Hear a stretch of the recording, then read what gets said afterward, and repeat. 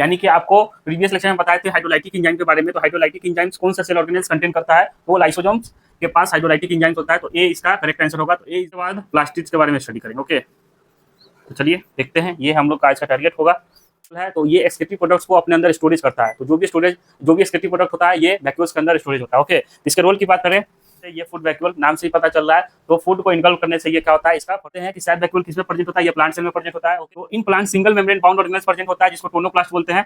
ये single membrane को क्या बोल रहे हैं, tonoplast, that is called matrix. यहाँ लिख देते हैं, पास क्या है, इसका खुद का डीएनए प्रेजेंट है। हेलो नीटेस्ट फ्रेंड्स, मैं ऋषि यशपाल बायोलॉजी एजुकेटर आप सभी को तहे दिल से स्वागत करता हूं अपने इस यूट्यूब चैनल टारगेट 360 में। तो आज आपके लिए cell the unit of life से लेक्चर नंबर 6 लेकर हैं। प्रीवियस लेक्चर में यानी कि लेक्चर नंबर 5 में हम लोगों ने इंडो मेम्ब्रेन सिस्टम के बारे में पढ़े थे और कुछ पार्ट्स रह गया था, जैसे कि वैक्यूल्स इंडो मेम्ब्रेन सिस्टम का पार्ट था वो बच गया था। तो इस लेक्चर में लेक्चर नंबर 6 में इसको कंप्लीट करेंगे और उसके साथ साथ माइटोकॉन्ड्रिया और प्लास्टिड के बारे में भी डिटेल में स्टडी करेंगे। तो चलिए लेक्चर को स्टार्ट करते हैं। तो लेक्चर को स्टार्ट करने से पहले प्रीवियस लेक्चर क्वेश्चन आपके स्क्रीन के सामने है, जो प्रीवियस लेक्चर से रिलेटेड ये 5 क्वेश्चन है। तो पहले आप इसको सॉल्व कर लीजिए। मैं साइड हो जाता हूँ, वीडियो पॉज करके आप इसको अटेम्प्ट कीजिए। तो आई होप स्टूडेंट आप इसको अटेम्प्ट कर लिए होंगे। तो चलिए देखते हैं क्या है क्वेश्चन। फर्स्ट क्वेश्चन है आपके स्क्रीन के सामने, a cell organelle containing hydrolytic enzyme is, यानी कि आपको प्रीवियस लेक्चर में बताए थे हाइड्रोलाइटिक एंजाइम के बारे में। तो हाइड्रोलाइटिक एंजाइम्स कौन सा सेल ऑर्गेनेल्स कंटेन करता है, वो लाइसोसोम्स के पास हाइड्रोलाइटिक एंजाइम्स होता है। तो ए इसका करेक्ट आंसर होगा। तो A is the correct answer of question number 1। Okay, question number 2 को देखिए, which is the important site of formation of glycoprotein and glycolipids in eukaryotic cell. तो वो इंपॉर्टेंट साइट कौन सा है जो ग्लाइकोप्रोटीन के फॉर्मेशन में और ग्लाइकोलिपिड्स के फॉर्मेशन को करता है। ओके, तो इसका फॉर्मेशन कहाँ होता है ग्लाइकोप्रोटीन और ग्लाइकोलिपिड्स का, तो ये गोल्गी बॉडी में देखने को मिल रहा था। तो इंडोप्लाज्मिक रेटिकुलम नहीं, पेरोक्सीजोम्स नहीं, पॉलीजोम्स नहीं, गोल्गी बॉडी। तो D is the correct answer of question number 2। Okay student, third number question को देखिए, cisternae of Golgi apparatus has diameter. तो आपको बताए थे गोल्गी एपरेटस जो सिस्टर्ने होता है उसका डायमीटर कितना होता है। तो उसका डायमीटर होता है 0. पहले आप लोग गेस कर लीजिए कितना होता है, 0.5 to 1 माइक्रोमीटर। तो ये ऑप्शन नंबर सी में प्रेजेंट है। ओके, ये 0.1 माइक्रोमीटर टू 0.001 है, तो ये भी नहीं होगा। ये 0.05 है और 0.1 है, तो आप इसमें और इसमें कंफ्यूज ना हो जाए। ये इसका आंसर नहीं होगा, सी होगा। 0.5 माइक्रोमीटर टू 1 माइक्रोमीटर और 5 to 10 है। तो C is the correct answer of question number 3। Fourth number question को देखिए, nuclear envelope is a derivative of. तो न्यूक्लियर इन्वेलप किसका डेरिवेटिव है, तो ये रफ इंडोप्लाज्मिक रेटिकुलम से कहीं ना कहीं इसका क्या होता है, डेरिवेशन होता है। तो इसका आंसर बी जाएगा। ओके, क्वेश्चन नंबर 5 को देखिए, ACR यानी कि smooth endoplasmic reticulum act as a major site for the synthesis of. तो ये मेजर साइट किसके सिंथेसिस में ये ज्यादा हेल्प करता है। तो ये मतलब कि सिंथेसिस इसका स्मूथ इंडोप्लाज्मिक रेटिकुलम का किसका सबसे ज्यादा सिंथेसिस क्या होता है, तो प्रोटीन नहीं, डीएनए नहीं, लिपिड्स एंड स्टेरॉइड्स। तो सी इसका करेक्ट आंसर होगा, डी भी नहीं। तो C is the correct answer. तो इस स्मूथ इंडोप्लाज्मिक रेटिकुलम सिंथेसिस किसका करता है, तो लिपिड प्लस स्टेरॉइड्स। ओके, तो आई होप आपका ये 5 में 5 सही हुआ होगा। इजी क्वेश्चन था, प्रीवियस लेक्चर से रिलेटेड था। ओके, तो इसको इरेज करते हैं और अपने लेक्चर को स्टार्ट करते हैं आज के लेक्चर को।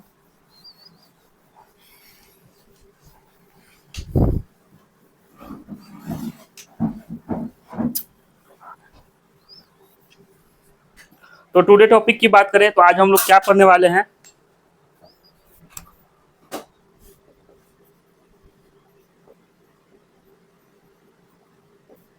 आज हम लोग जो इंडो मेम्ब्रेन सिस्टम का एक पार्ट रह गया था वैक्यूल्स, उसके बारे में स्टडी करेंगे। तो पहले आप लोग वैक्यूल्स को आपको बताएंगे। ओके, देन उसके बाद हम लोग माइटोकॉन्ड्रिया के बारे में स्टडी करेंगे। उसके बाद प्लास्टिड्स के बारे में स्टडी करेंगे। ओके, तो चलिए देखते हैं, ये हम लोग का आज का टारगेट होगा। तो आप लोग हेडिंग दीजिए vacuoles.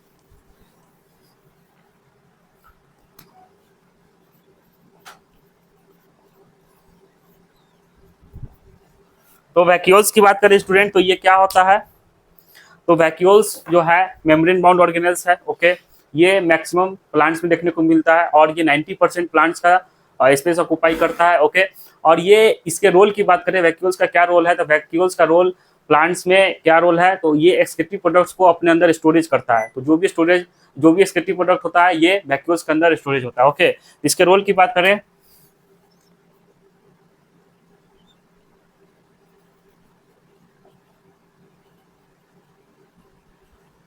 Storage of excretory products. Okay, इसका मेन वैक्यूल्स का रोल आपको बता दें, तो इसका रोल क्या होता है, एक्सक्रीटिव प्रोडक्ट्स को स्टोरेज में ये हेल्प करता है। ओके, तो ये क्या क्या कंटेंट करता है, it contain water, sap, excretory material और other wasteful product which is not useful to the cell. जो सेल के लिए यूजफुल नहीं है वो सारे प्रोडक्ट्स को किसके अंदर स्टोर होता है, तो वो वैक्यूल्स, एक मेम्ब्रेन बाउंड होता है, वो मेम्ब्रेन बाउंड के अंदर क्या होता है, सारा एक्सक्रीटिव प्रोडक्ट्स उस वैक्यूल्स के अंदर स्टोर होता है। ओके, इन प्लांट्स की बात करें तो प्लांट्स में 90% स्पेस ऑक्यूपाई करता है। तो इन प्लांट्स पहले सिंगल मेम्ब्रेन बाउंड ऑर्गेनेल्स होता है, सिंगल मेम्ब्रेन बाउंड ऑर्गेनेल्स है। तो सिंगल मेम्ब्रेन बाउंड ऑर्गेनेल्स है तो उसको क्या बोलते हैं, टोनोप्लास्ट, जिसको टोनोप्लास्ट बोलते हैं उस मेम्ब्रेन को। ये मेम्ब्रेन बाउंड है तो इसको क्या बोलते हैं, टोनोप्लास्ट बोलते हैं। ओके, ये प्लांट्स में 90% स्पेस ऑक्यूपाई करता है। तो 90% स्पेस ऑक्यूपाई करता है, occupy of the volume of plant cell. Okay, आपको कितने टाइप्स के वैक्यूल्स पढ़ने हैं, तो आपको गैस वैक्यूल प्रोकैरियोट्स में पढ़ना था। ओके, कॉन्ट्रेक्टाइल वैक्यूल के बारे में पढ़ना है, फूड वैक्यूल के बारे में पढ़ना है और सैप वैक्यूल के बारे में पढ़ना है। तो जो सैप वैक्यूल प्लांट्स में मिलता है। तो टाइप्स ऑफ वैक्यूल्स की बात करें,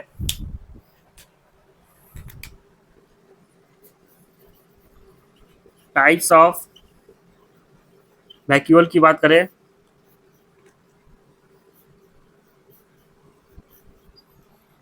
तो आपको गैस वैक्यूल पढ़ना था, जो आप लोग को प्रोकैरियोट्स के पोर्शन, जब प्रोकैरियोट्स पढ़ा रहे थे तो उसमें आपको गैस वैक्यूल के बारे में पढ़ाए थे। Gas vacuole, contractile vacuole,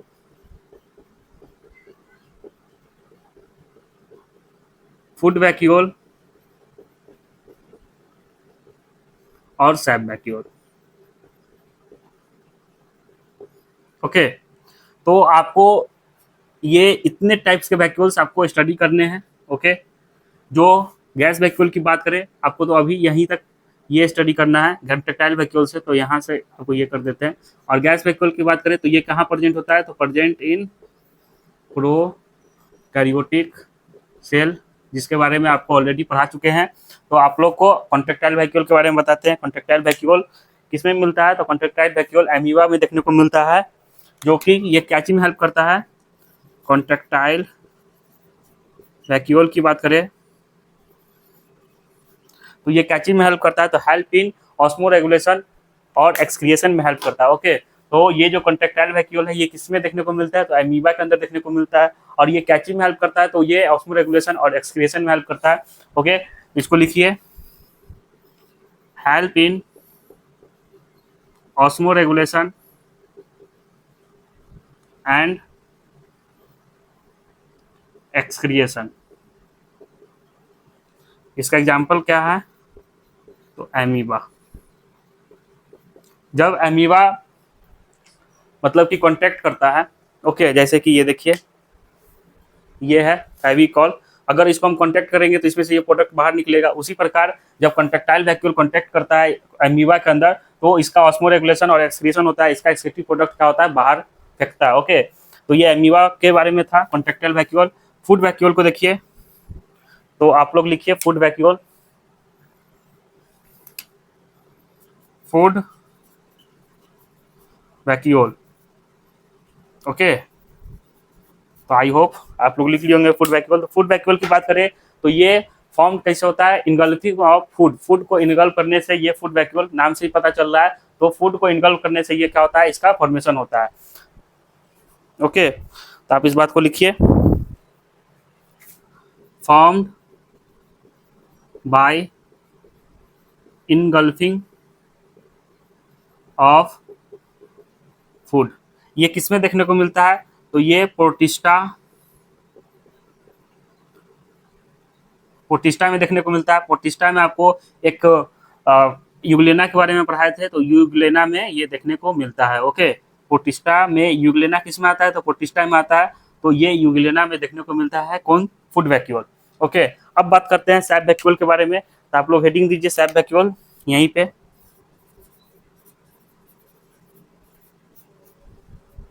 SAP vacuole. Okay, तो ये किस में प्रेजेंट होता है, तो ये प्रेजेंट होता है प्लांट सेल में। ये किस में प्रेजेंट होता है, सैप वैक्यूल। तो सैप वैक्यूल की बात करें तो ये प्लांट सेल में प्रेजेंट होता है। ओके, इसको लिखिए, present in plant cell.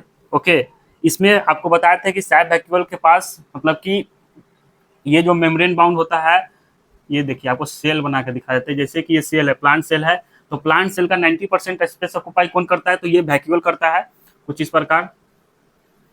90% space तो यही ऑक्युपाई कर लेता है। और ये जो मेम्ब्रेन बाउंड से जो ये इसका मेम्ब्रेन बाउंड है, सिंगल मेम्ब्रेन बाउंड होता है, इसको क्या बोलते हैं, टोनोप्लास्ट बोलते हैं। इसको क्या बोलते हैं, टोनोप्लास्ट बोलते हैं। Okay, that is called tonoplast. तो टोनोप्लास्ट क्या फैसिलिटेट करता है, तो tonoplast facilitates the transport of ions against concentration gradient, against concentration gradient। तो ये इसका रोल होता है टोनोप्लास्ट का। टोनोसिटी, टोनोप्लास्ट से के नाम से पता चल रहा है ये टोनोसिटी को मेंटेन करता है। ओके, तो सैप वैक्यूल आपको बताते हैं कि सैप वैक्यूल किस में प्रेजेंट होता है, ये प्लांट सेल में प्रेजेंट होता है। Okay, that is called plant cell. आपको बना के दिखा दिया। प्लांट सेल के पास ये जो ये है क्या है, ये पूरा ये वैक्यूल है, दैट इज कॉल्ड वैक्यूल। तो ये है वैक्यूल। ओके, तो ये प्लांट सेल का वैक्यूल है जो 90% स्पेस ऑक्युपाई करके बैठा हुआ है। और ये टोनोप्लास्ट क्या फैसिलिटेट करता है, तो ये ट्रांसपोर्ट ऑफ आयंस और मटेरियल्स अगेंस्ट कंसंट्रेशन ग्रेडियंट। यानी कि आपको ये समझिए कि इसमें क्या है, ये इसके अंदर हाई कंसंट्रेशन है और इस प्लांट्स के अंदर, प्लांट्स के सेल वॉल के अंदर ये लो कंसंट्रेशन है। तो कभी भी सेल का जो मतलब कि मटेरियल का जो एक्सचेंज होता है वो high concentration to low concentration होता है। ओके, लेकिन इसमें जो है टोनोप्लास्ट की वजह से ये लो कंसंट्रेशन से हाई कंसंट्रेशन की वजह से, लो कंसंट्रेशन से हाई कंसंट्रेशन में ये एक्सचेंज कर सकता है। यानी कि जो भी इसके अंदर मटेरियल प्रेजेंट होगा, वेस्टफुल प्रोडक्ट जो प्रेजेंट होगा इसके साइटोप्लाज्म में, तो ये किस में भेज देगा, ये हाई कंसंट्रेशन में भेज देगा। हाई कंसंट्रेशन क्यों है वैक्यूल्स, क्योंकि इसके पास वेस्टफुल मटेरियल पहले से प्रेजेंट है, इसके पास साल्ट प्रेजेंट है, इसके पास आयंस प्रेजेंट है, इसके पास मटेरियल वेस्टफुल प्रोडक्ट्स प्रेजेंट है, जिसके वजह से ये क्या हो गया, हाई कंसंट्रेशन हो गया। और जो भी साइटोप्लाज्म में वेस्टफुल प्रोडक्ट और भी जो होंगे, वाटर होगा, तो ये वाटर को लो कंसंट्रेशन से हाई कंसंट्रेशन में जो फैसिलिटेट कर रहा है वो किसके वजह से हो रहा है, ये टोनोप्लास्ट की वजह से हो रहा है। ओके, तो आपको एक बार रिकॉल करा देते हैं कि हम लोग वैक्यूल्स में क्या क्या पढ़े हैं। तो वैक्यूल्स के रोल की बात को देखिए, तो इसका सबसे बड़ा रोल क्या है, ये स्टोरेज ऑफ स्केटिव प्रोडक्ट, यानी कि स्केटिव प्रोडक्ट को स्टोरेज करने में ये हेल्प करता है। ओके, इसका ये सबसे बड़ा रोल है, यही इसी के लिए वैक्यूल्स जाना ही जाता है। ओके, तो ये क्या कंटेंट करता है, तो इट कंटेन वाटर। स्केटिव प्रोडक्ट्स में क्या क्या है, वाटर है, सैप है, स्केटिव मटेरियल है और अदर वेस्टफुल प्रोडक्ट है जो सेल के यूजफुल नहीं है, सेल का उस किसी काम का नहीं है। ओके, तो इन प्लांट्स, सॉरी यहाँ प्लांट्स का स्पेलिंग गलत है, प्लांट्स एन छूट गया था। तो in plant single membrane bound organelles present होता है जिसको टोनोप्लास्ट बोलते हैं। ये सिंगल मेम्ब्रेन को क्या बोल रहे हैं, टोनोप्लास्ट बोल रहे हैं। ये 90% स्पेस ऑक्युपाई करके बैठा हुआ है, volume of the cell, plant cell. Okay, types of vacuole की बात करें तो हम लोग को कितने टाइप्स के वैक्यूल्स के बारे में स्टडी करना है, तो gas vacuole, contractile vacuole, food vacuole और सैप वैक्यूल। तो आपको गैस वैक्यूल ऑलरेडी पढ़ा चुके थे और कॉन्ट्रेक्टाइल वैक्यूल के बारे में यहाँ बताया कि हेल्प इन ऑस्मो रेगुलेशन और एक्सक्रीशन में हेल्प करता है। ये किस में प्रेजेंट होता है, तो ये एमीबा में प्रेजेंट होता है। जब एमीबा कॉन्टैक्ट करता है तो ये स्केटिव प्रोडक्ट को बाहर फेंकता है। ओके, फूड वैक्यूल की बात करें तो ये form by engulfing of food. तो ये फूड के इनगल्फिंग से फूड वैक्यूल का निर्माण होता है। ये किसमें होता है? प्रोटिस्टा में, that is called euglena. Okay, आपको बायोलॉजिकल क्लासिफिकेशन में पढ़ा चुके हैं। सैप वैक्यूल की बात करें तो प्रेजेंट इन प्लांट सेल, ये प्लांट सेल में ये प्रेजेंट होता है और ये इसके पास टोनोप्लास्ट है वैक्यूल्स के पास। तो टोनोप्लास्ट क्या चीज में हेल्प कर रहा है? तो tonoplast facilitate the transport of ions against concentration gradient. तो ये था वैक्यूल्स के बारे में, तो आप इसको नोट डाउन कर लीजिए। उसके बाद हम लोग माइटोकॉन्ड्रिया को स्टार्ट करेंगे। तो आई होप स्टूडेंट आप इसको नोट डाउन कर लिए होंगे। तो ये था वैक्यूल्स के बारे में। तो इसको इरेज करते हैं और स्टार्ट करते हैं माइटोकॉन्ड्रिया से। ठीक, तो आपका इस इंडो मेम्ब्रेन सिस्टम का सारा पार्ट कंप्लीट हो गया। ये वैक्यूल्स बचा रह गया था, इसको कंप्लीट कर दिए। अब हम लोग माइटोकॉन्ड्रिया के बारे में स्टडी करेंगे। ओके, तो आप लोग हेडिंग दीजिए माइटोकॉन्ड्रिया। माइटोकॉन्ड्रिया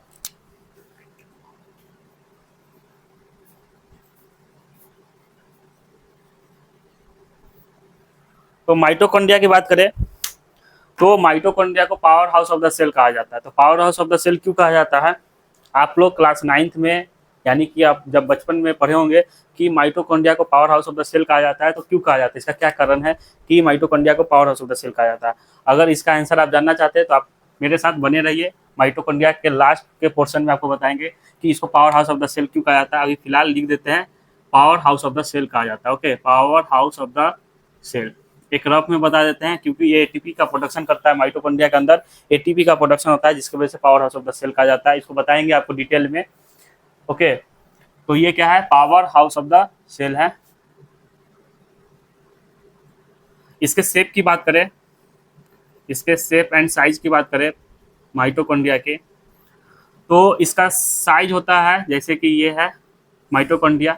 ओके, रफ में बता रहे हैं आपको। तो ये इसका साइज होता है 4 पॉइंट, लेंथ इसका दिखने को कितना मिलता है? लेंथ इसका 4.1 माइक्रोमीटर तक देखने को मिलता है।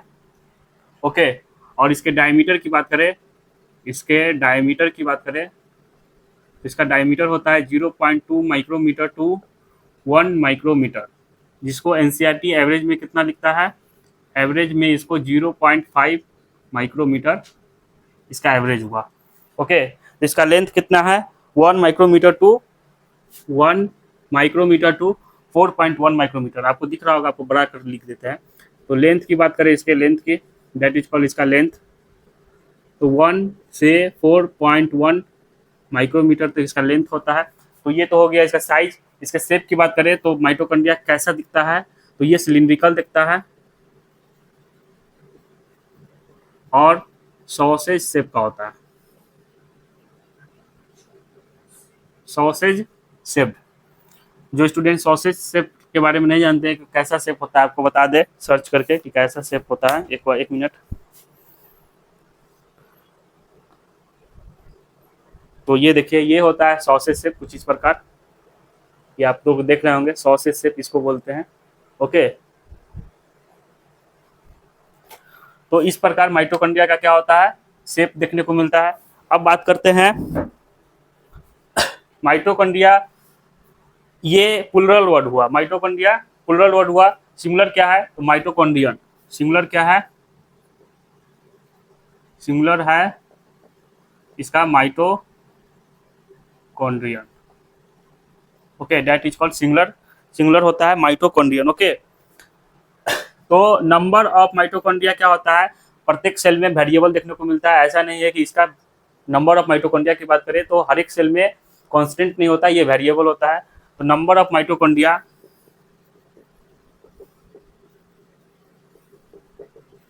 पर सेल की बात करें तो ये क्या होता है? वेरिएबल होता है। ये किस पे डिपेंड करता है? तो ये डिपेंड करता है आपके फिजियोलॉजिकल एक्टिविटी पे। ये ऑर्गेनिज्म के फिजियोलॉजिकल एक्टिविटी पे डिपेंड करता है। तो डिपेंड्स ऑन फिजियोलॉजिकल एक्टिविटी, कि उसका कितना भागदौड़ वाला जीवन है। ओके, तो उसके फिजियोलॉजिकल एक्टिविटी पे ये माइटोकॉन्ड्रिया डिपेंड करता है। ओके, जैसे कि आप समझिए कि ये आरबीसी में किसी प्रकार का माइटोकॉन्ड्रिया नहीं देखने को मिलता। No mitochondria found. No mitochondria found. RBC में ना किसी प्रकार का माइटोकॉन्ड्रिया होता है, ना न्यूक्लियस होता है। आरबीसी सिर्फ और सिर्फ हेमोग्लोबिन के लिए लालची होता है, वो चाहता है कि जितना से ज़्यादा हो सके तो वो आरबीसी को के अंदर ये हेमोग्लोबिन कंटेन कर सके। ओके, तो इसके पास नो माइटोकॉन्ड्रिया फाउंड होता है। दूसरी तरफ बात करें फ्लाइट सेल फ्लाइट सेल की बात करें, इसमें वेरी नंबर ऑफ लार्ज, या ऐसे लिखे large number of mitochondria found. Okay, तो फ्लाइट मसल सेल में क्या देखने को मिलता है, large number of mitochondria found होता है, मिलता है। तो फ्लाइट मसल सेल में क्या मिलता है, large number of mitochondria. Okay, तो जैसे कि आपका फिजियोलॉजिकल एक्टिविटी इंक्रीज होगा, या किसी ऑर्गेनिज्म का फिजियोलॉजिकल एक्टिविटी इंक्रीज होगा, अगर ज़्यादा है, फिजियोलॉजिकल एक्टिविटी ज़्यादा है, तो माइटोकॉन्ड्रिया का नंबर भी क्या होगा, ज़्यादा होगा। मोर माइटोकॉन्ड्रिया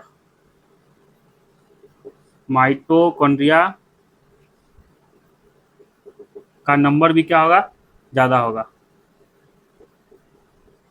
ओके,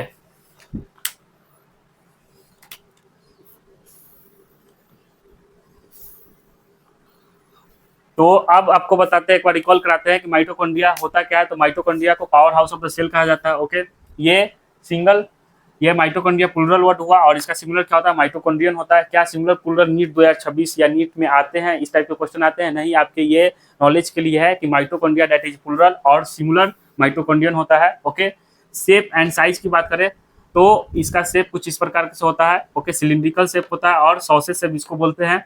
इसके डायमीटर की बात करें तो 0.2 माइक्रोमीटर टू 1 माइक्रोमीटर तक देखने को मिलता है, और इसके लेंथ की बात करें तो 1 to 4.1 माइक्रोमीटर का होता है। इसका शेप और साइज हो गया। नंबर ऑफ माइटोकॉन्ड्रिया पर सेल बात करें तो ये वेरिएबल होता है, ये कांस्टेंट नहीं है कि एक सेल में इतना ही नंबर ऑफ माइटोकॉन्ड्रिया मिलेगा, नहीं, ये वेरिएबल होता है। ये किस पे डिपेंड करता है, तो ये फिजियोलॉजिकल एक्टिविटी पे डिपेंड करता है। अगर फिजियोलॉजिकल एक्टिविटी ज़्यादा है तो माइटोकॉन्ड्रिया का नंबर भी क्या होगा, ज़्यादा होगा। जैसे कि आरबीसी के पास किसी प्रकार का माइटोकॉन्ड्रिया नहीं है। दूसरी तरफ फ्लाइट मसल सेल है जिसके पास लार्ज नंबर ऑफ माइटोकॉन्ड्रिया देखने को मिलता है। अब इसको पहले नोट डाउन कर लीजिए। उसके बाद माइटोकॉन्ड्रिया का स्ट्रक्चर आपको बना के दिखाते हैं, किस तरह से माइटोकॉन्ड्रिया होता है, उसका स्ट्रक्चर क्या होता है। तो आपको एक डायग्राम बना के दिखाते हैं माइटोकॉन्ड्रिया का। तो आई होप आप इसको नोट डाउन कर लिए होंगे, तो इसको रीड कर रहे हैं। तो अब देखिए इसका डायग्राम।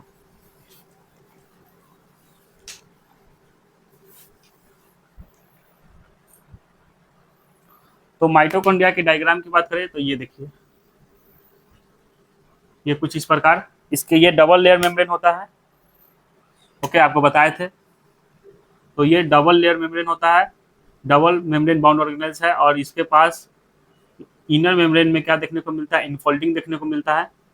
तो आपको इनफोल्डिंग बना के दिखा देते हैं, जिसको क्या बोलते हैं, क्रिस्टा। ओके, तो ये इसका क्या है, ये है माइटोकॉन्ड्रिया। माइटोकॉन्ड्रिया का ये है आउटर मेम्ब्रेन, और माइटोकॉन्ड्रिया का ये ब्लू वाला जो बना है इनर मेम्ब्रेन है।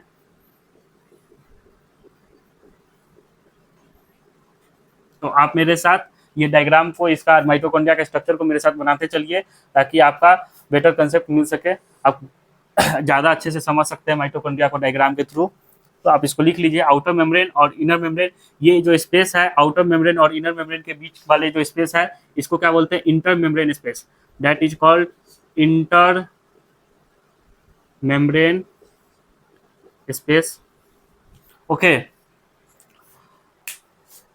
इनर मेम्ब्रेन के अंदर, यानी कि इस वाले पार्ट में क्या प्रेजेंट होता है, इसके अंदर मैट्रिक्स प्रेजेंट होता है। ये क्या है, मैट्रिक्स, जो डेंस होमोजीनियस सब्सटेंस है। ओके, तो आप इसको बनाइए, ये क्या है, matrix, that is called matrix. यहाँ लिख देते हैं मैट्रिक्स।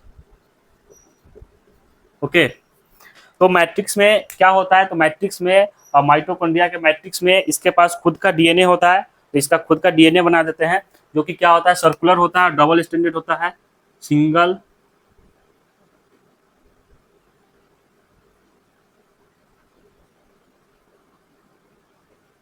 ये कुछ इस प्रकार से डबल होता है और सिंगल होता है। इसका माइटोकॉन्ड्रिया के पास खुद का राइबोसोम्स होता है, तो ये इसका राइबोसोम्स भी बना देते हैं। इसके पास खुद का राइबोसोम्स होता है जो कि 70S का होता है, और ये इसका डीएनए है। आपको दिख रहा होगा कि नहीं, यहाँ लिख देते हैं, ये है डीएनए।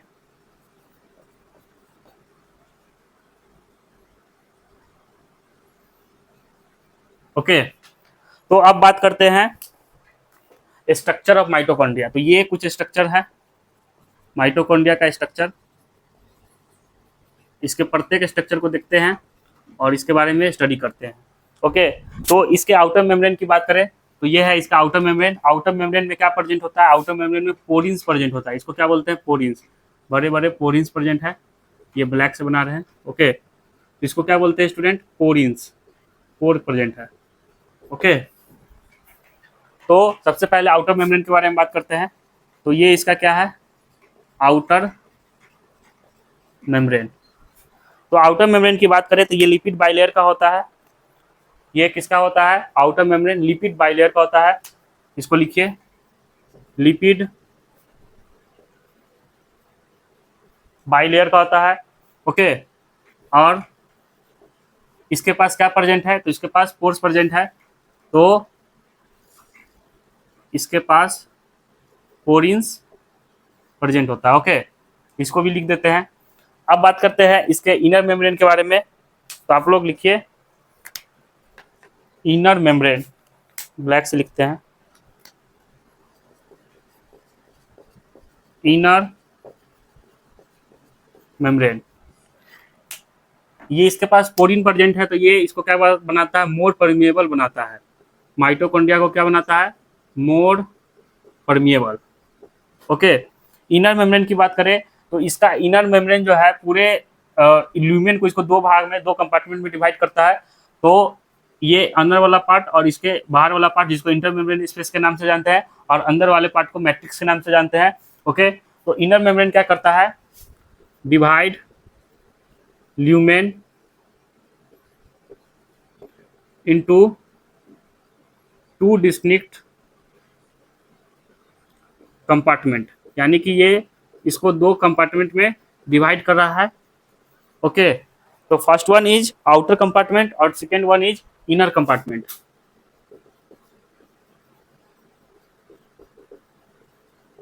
तो ये इसका आउटर कंपार्टमेंट हो गया।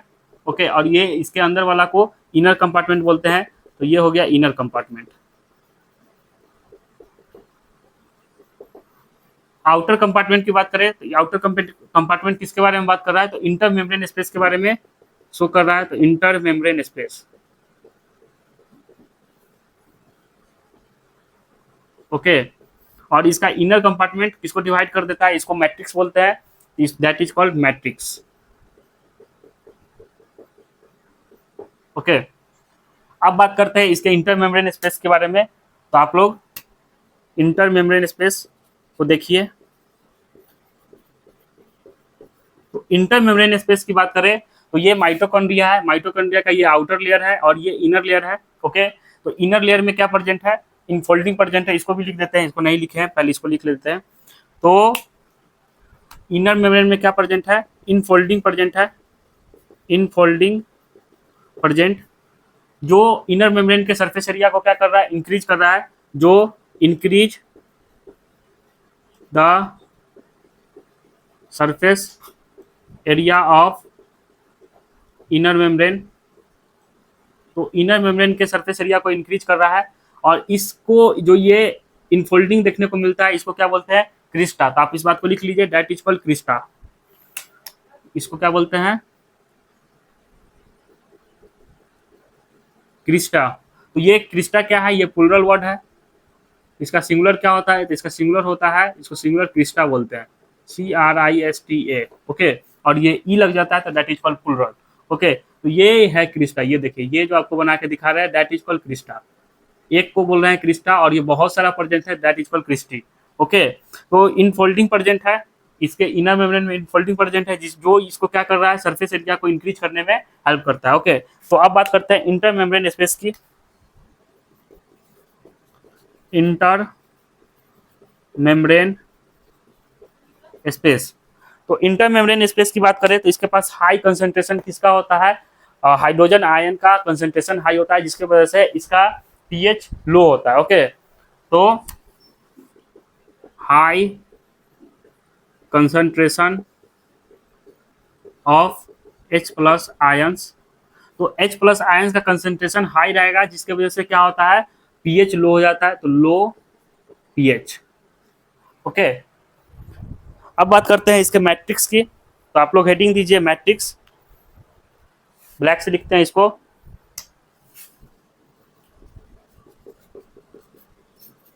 तो स्टूडेंट मैट्रिक्स की बात करें तो इसका इनर कंपार्टमेंट को क्या बोलते हैं, मैट्रिक्स बोलते हैं। और ये क्या चीज से फिल्ड होता है, तो filled with dense homogeneous substance. Okay, तो ये क्या चीज से फिल्ड होता है, जैसे कि ये है इसका मैट्रिक्स और ये था इंटर मेम्ब्रेन स्पेस। तो ये जो इनर मेम्ब्रेन इस पूरे ल्यूमेन को दो भाग में डिवाइड कर दिया, that is called inter membrane space, and second one is matrix. तो मैट्रिक्स क्या है, तो मैट्रिक्स के पास डेंस होमोजीनियस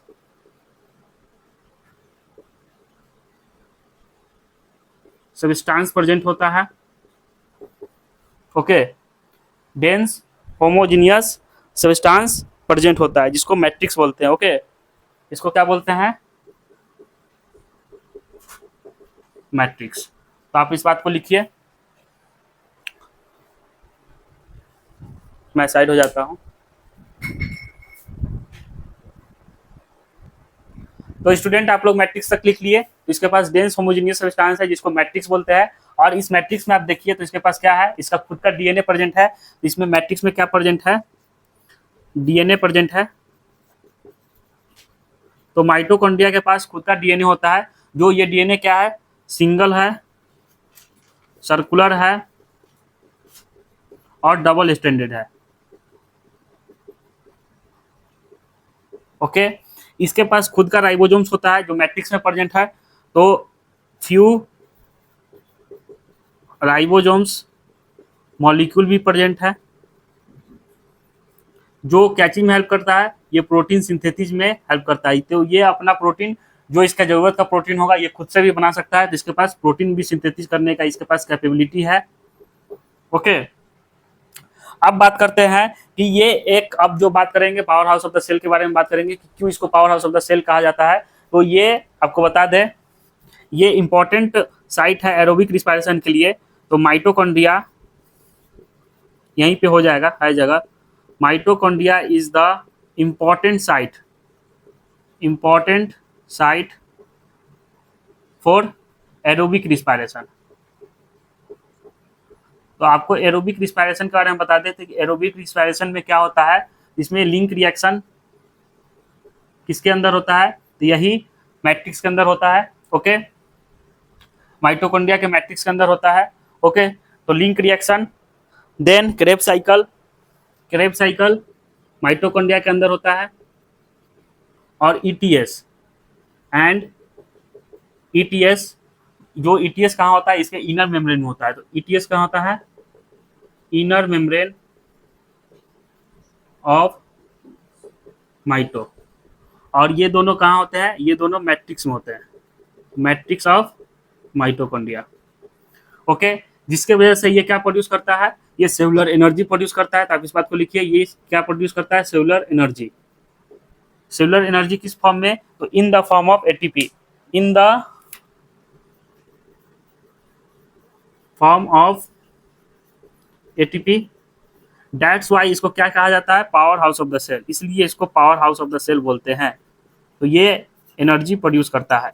ये एनर्जी कैसे प्रोड्यूस करता है, power house of the cell, aerobic respiration से। एरोबिक रिस्पायरेशन में क्या क्या होता है, तो लिंक रिएक्शन होता है, क्रेब साइकिल होता है और ईटीएस होता है। ओके, ये क्रेब साइकिल लिंक रिएक्शन क्या प्रोड्यूस करता है, तो ये एटीपी प्रोड्यूस करता है, जो सेलुलर एनर्जी है। एटीपी क्यों क्या बोलते हैं, एटीपी होता है energy currency of the cell, energy currency of the cell. एक मिनट आपको देख लेते हैं यहाँ तक दिख रहा है कि नहीं नीचे, हाँ वहां तक तो दिख रहा है। तो आपको एक बार रिकॉल करा देते हैं स्टूडेंट, माइटोकॉन्ड्रिया का स्ट्रक्चर समझना बहुत जरूरी है। आप माइटोकॉन्ड्रिया का अगर स्ट्रक्चर समझ जाते हैं, इसका मतलब आप माइटोकॉन्ड्रिया को समझ गए। तो माइटोकॉन्ड्रिया के स्ट्रक्चर के बारे में बात करें तो हम लोग माइटोकॉन्ड्रिया के स्ट्रक्चर के बारे में पढ़ रहे थे। तो ये है इसका आउटर मेम्ब्रेन, जिसके आउटर मेम्ब्रेन में क्या है, पोरिन्स प्रेजेंट है, बड़े बड़े पोरिन्स प्रेजेंट है, तो ये लिपिड बाइलेयर का होता है और इसके पास पोरिन प्रेजेंट है। ओके, जिसके वजह से ये मोर परमिएबल हो जाता है। इनर मेम्ब्रेन की बात करें तो इनर मेम्ब्रेन इसका जो है, ये इनर वाला कंपार्टमेंट जो है, ये इनर वाला जो मेम्ब्रेन है, ये कहीं ना कहीं क्या कर रहा है, डिवाइड कर रहा है ल्यूमेन को इनटू 2 डिस्टिंक्ट कंपार्टमेंट में।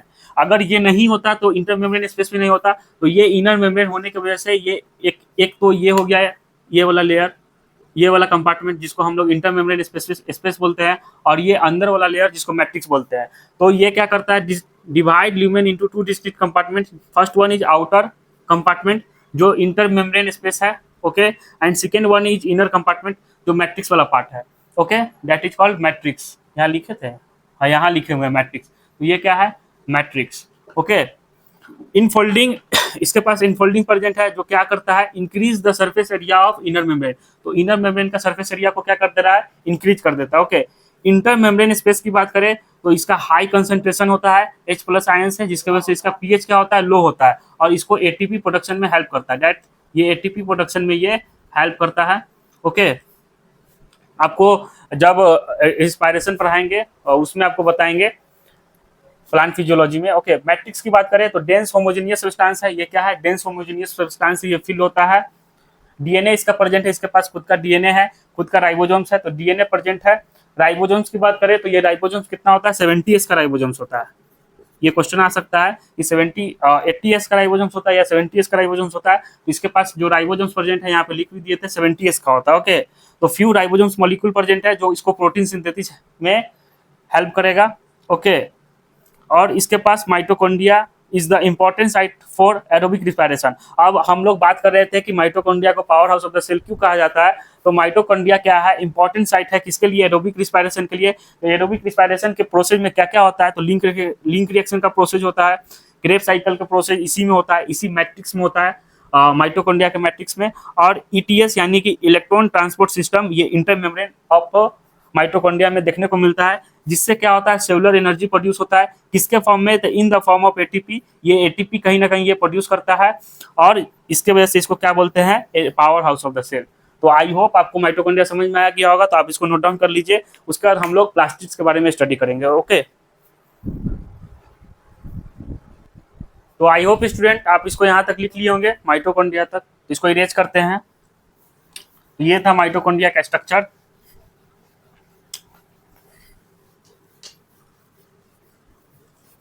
अब बात करेंगे हम लोग प्लास्टिड्स के बारे में, तो आप लोग हेडिंग दीजिए प्लास्टिड्स। Okay, plastids.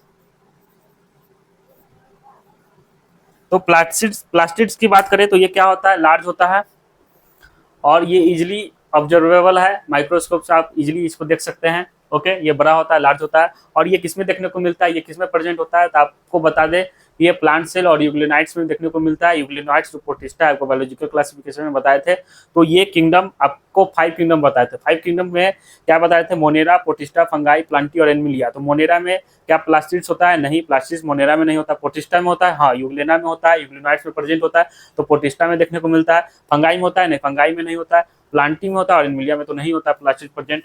तो आपको बता दें कि ये क्या होता है, प्लास्टिड्स लार्ज होता है, ये इजिली ऑब्जर्व आप कर सकते हैं, easily observe by microscope. Okay, इसके प्रेजेंट की बात करें, ये कहाँ प्रेजेंट होता है, तो ये आपके सारे प्लांट सेल में देखने को मिलते हैं। तो present in all plant cell and euglenoids. Euglenoids क्या है, ये प्रोटिस्टा है। ओके, प्लास्टिड्स की बात करें तो ये 3 टाइप्स का होता है, on the basis of pigments. तो इसके बात करें, on the basis of types of pigment, plastids classified into 3 parts, first one, second one and third one। तो क्लोरोप्लास्ट, तो इसके पिगमेंट के आधार पर प्लास्टिड्स को 3 टाइप से डिवाइड किया गया है, क्लोरोप्लास्ट, क्रोमोप्लास्ट और ल्यूकोप्लास्ट। ओके, तो क्लोरोप्लास्ट की बात करें तो इसके पास क्लोरोफिल और कैरोटीनॉइड पिगमेंट प्रेजेंट होता है। क्लोरोप्लास्ट के पास क्या है, क्लोरोफिल, यहाँ पे लिख देते हैं, इसके पास क्लोरोफिल एंड कैरोटीनॉइड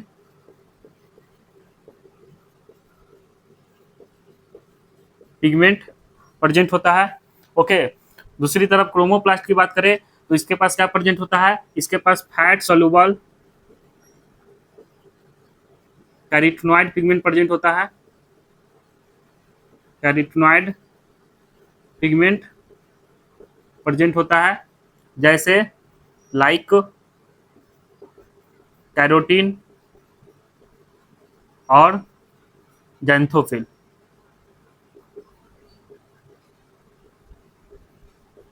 ओके, दूसरी तरफ ल्यूकोप्लास्ट की बात करें तो ये क्या है, इसके पास किसी प्रकार का प्लास्टिक प्रेजेंट, कलरलेस प्लास्टिक होता है। तो ये ल्यूकोप्लास्ट की बात करें तो ये क्या होता है, कलरलेस प्लास्टिक होता है, ये कलरलेस प्लास्टिक्स होता है। ये क्या चीज में हेल्प करता है, तो help in storage of nutrients. ये स्टोर क्या चीज को करता है, स्टोरेज ऑफ न्यूट्रिएंट्स को स्टोर करके रखता है। आपको बताएंगे कि 3 तरह का ल्यूकोप्लास्ट होता है। आगे पहले क्लोरोप्लास्ट के बारे में देखते हैं। तो क्लोरोप्लास्ट की बात करें तो ये क्लोरोफिल और कैरोटीनॉइड पिगमेंट क्या चीज के लिए रिस्पॉन्सिबल है, तो ये लाइट एनर्जी को ट्रैप करने के लिए रिस्पॉन्सिबल है। तो आपको बता दें, ये क्लोरोफिल एंड कैरोटीनॉइड पिगमेंट क्या चीज के लिए रिस्पॉन्सिबल है, तो रिस्पॉन्सिबल है ये लाइट एनर्जी को ट्रैप करने के लिए, तो ट्रैपिंग लाइट एनर्जी। ओके, तो ये लाइट एनर्जी को ट्रैप करके क्या करेगा, तो क्या करता है, क्लोरोप्लास्ट की वजह से क्या होता है, फोटोसिंथेसिस होता है। प्लांट्स के अंदर जो भी फोटोसिंथेसिस हो रहा है ये किसकी वजह से हो रहा है, क्लोरोफिल और कैरोटीनॉइड पिगमेंट की वजह से हो रहा है। ये लाइट एनर्जी को ट्रैप करता है जिसकी वजह से फोटोसिंथेसिस का प्रोसेस होता है। ओके, तो ये लाइट एनर्जी को ट्रैप करके क्या करेगा, फोटोसिंथेसिस के प्रोसेस को स्टार्ट करेगा, फोटोसिंथेसिस। तो trapping light energy, help in photosynthesis, help in photosynthesis लिख लीजिए। ओके, अब बात करते हैं क्रोमोप्लास्ट की। तो क्रोमोप्लास्ट क्या है, फैट सोल्यूबल कैरोटीनॉइड पिगमेंट इसके पास प्रेजेंट होता है, लाइक कैरोटीन, जैंथोफिल, और ये इसको कैचिंग में हेल्प करता है।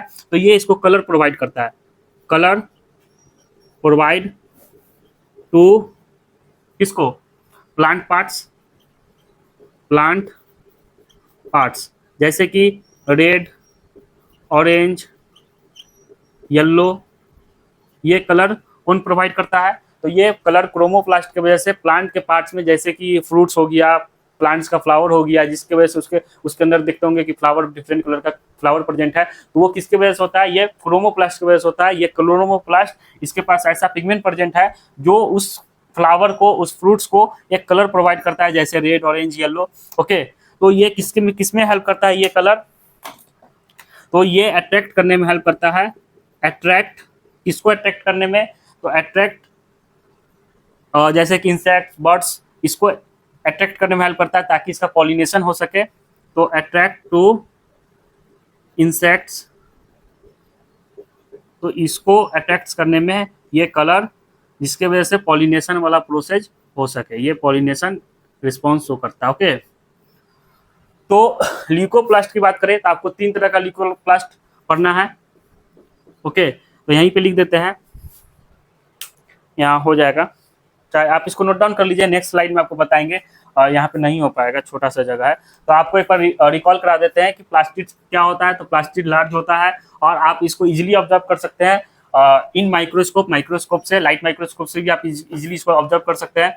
प्रेजेंट की बात करें, ये कहाँ प्रेजेंट होता है, तो प्लास्टिक प्रेजेंट होता है ऑल प्लांट सेल और यूग्लिनाइड्स में देखने को मिलता है। यूग्लिनाइड्स क्या है, यूग्लिना क्या है, प्रोटिस्टा है। ओके, ये क्या है, प्रोटिस्टा है। On the basis of type of pigment, यानी कि प्लास्टिक के पास कितने टाइप के पिगमेंट प्रेजेंट है उसके आधार पर इसको तीन टाइप्स में क्लासीफाई किए हैं। First one is chloroplast, second one is chromoplast and third one is leucoplast. Okay, chloroplast की बात करें तो इसके पास क्लोरोफिल और कैरोटीनॉइड पिगमेंट प्रेजेंट होता है, जो इसको क्या चीज में रिस्पॉन्सिबल है, तो ये ट्रैपिंग करता है, किसको, लाइट एनर्जी को ट्रैप करता है, ताकि फोटोसिंथेसिस का प्रोसेस आगे हो सके। तो ये हेल्प इन फोटोसिंथेसिस के प्रोसेस में ये हेल्प करता है लाइट एनर्जी।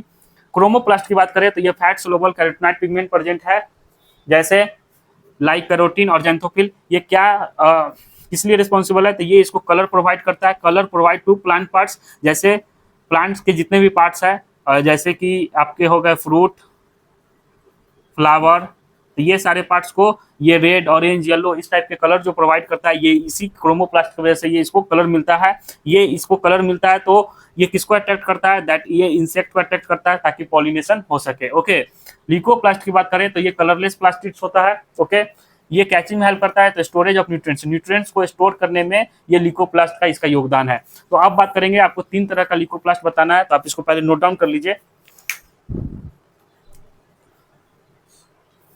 आई होप आप इसको नोट डाउन कर लिए होंगे। तो इसको इरेज करते हैं, यहीं पे बता देते हैं आपको, इतना जगह में हो जाएगा, छोटा सा है। तो आपको बता दें कि ल्यूकोप्लास्ट कितने तरह का होता है। तो ल्यूकोप्लास्ट की बात करें तो तीन तरह का ल्यूकोप्लास्ट होता है, first one, second one and third one. Okay, तो एमाइलोप्लास्ट, ओके, तो ये एमाइलोप्लास्ट क्या चीज को स्टोर करता है, तो ये स्टोर करता है स्टार्च को। जो स्टार्च क्या है, एक तरह का कार्बोहाइड्रेट है। इससे क्वेश्चन आ सकता है, आपको कंफ्यूजन होगा इसमें। Amyloplast, okay, second one is elaioplast, जो ये क्या चीज को स्टोर करता है, स्टोर वाइल्स, फैट्स, लिपिड्स, ये सब को स्टोर करता है। ओके, अब बात करते हैं थर्ड वन इज एल्यूरोप्लास्ट। तो एल्यूरोप्लास्ट किसको स्टोर करता है स्टूडेंट, तो एल्यूरोप्लास्ट प्रोटीन को स्टोर करता है। ओके, तो स्टोर प्रोटीन। ओके, तो ल्यूकोप्लास्ट तीन तरह का होता है। ओके, एमाइलोप्लास्ट, एलाइलोप्लास्ट और एल्यूरोप्लास्ट। तो आपको बता दें कि एमाइलोप्लास्ट क्या चीज को स्टोर करता है, कार्बोहाइड्रेट एमाइलोप्लास्ट स्टोर करता है स्टार्च को, जो एक तरह का कार्बोहाइड्रेट है। एलाइयोप्लास्ट स्टोर करता है ऑयल को, फैट्स को, लिपिड्स को, और एल्यूरोप्लास्ट स्टोर करता है प्रोटीन को। तो ये था प्लास्टिड्स के बारे में। नेक्स्ट लेक्चर में हम लोग बात करेंगे, डिटेल में पढ़ेंगे क्लोरोप्लास्ट के बारे में, और देन उसके बाद राइबोसोम्स को स्टार्ट करेंगे। राइबोसोम्स आपको प्रोकैरियोट्स में पढ़ाए थे, और यूकैरियोट्स के राइबोसोम्स के बारे में पढ़ेंगे। तो नेक्स्ट लेक्चर में मिलते हैं, तब तक के लिए आप लोग पढ़ते रहिए। थैंक यू सो मच, मिलेंगे नेक्स्ट लेक्चर में। Okay, bye.